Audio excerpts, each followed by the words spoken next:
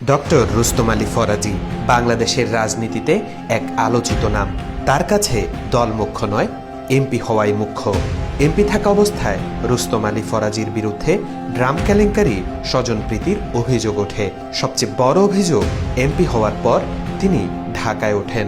প্রয়োজনে এলাকার মানুষ তাকে আর খুঁজে পান না। রুস্তম আলী ফরাজির রাজনীতির হাতেখড়ি পূর্ব পাকিস্তান ছাত্রলীগের মাধ্যমে 1986 সালের নির্বাচনে হেরে যোগ দেন জাতীয় পার্টিতে। এরপর 1996 সালে প্রথম সংসদ সদস্য হন। অবস্থা বেগতিক দেখে 2001-এর নির্বাচনের আগে জাপা ছেড়ে যোগ দেন বিএনপিতে। দলবদল করে বিএনপি জামাতের ভোটেই হলেন এমপি। মেয়াদ শেষ না হতেই আবারও পল্টি দিয়ে যোগ দেন চরমোনাই পীরের দলে।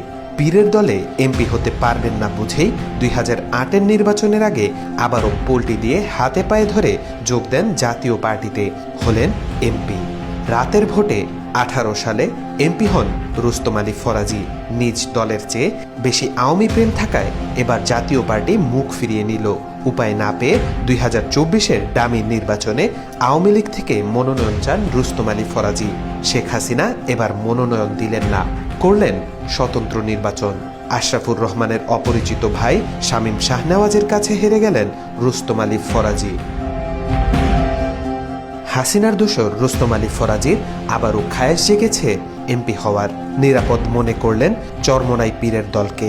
13টি বাসে করে অনুসারী নিয়ে চরমোনাই দরবারে পীরের হাতে পায়ে ধরে ক্ষমা চাইলেন। পীর সাহেবও তার দলে 2 বার যোগ দিয়ে ফাঁকি দিয়ে চলে যাওয়া রুস্তমকে আবারও কোলে তুলে নিলেন, দিলেন মনোনয়ন।